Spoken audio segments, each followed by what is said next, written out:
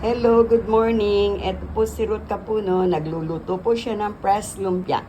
Ginagawa ko po yung pabalat ko. Ako naggagawa. After na luto na yung pabalat, ibabalot ko na siyang kagad ng wrapper para malambot po siya.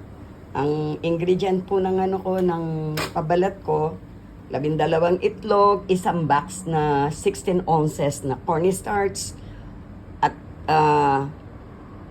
half teaspoon ng mga salt and sugar. Tapos, isang 1/4 na vegetable oil.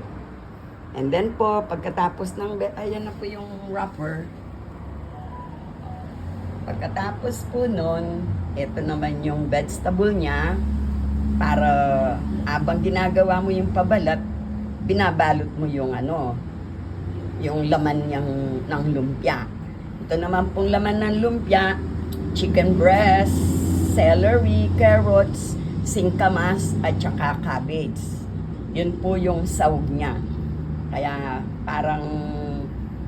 masarap po siyang kainin, fresh na fresh. Tapos, ito yung leaf lettuce niya, para pag binabalot mo siya, lagyan mo siya ng leaf lettuce. Pagkatapos po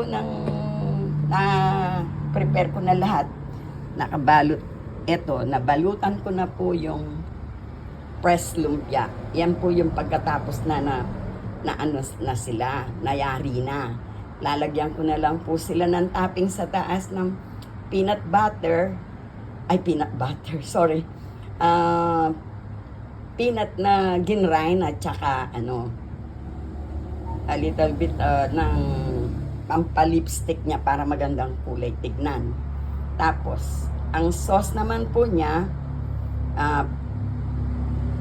soy sauce, cornstarch, at saka tubig, tsaka yung a little bit peanut butter, and plenty garlic. Yun po yung proseso ng sauce niya. Ito naman po yung proseso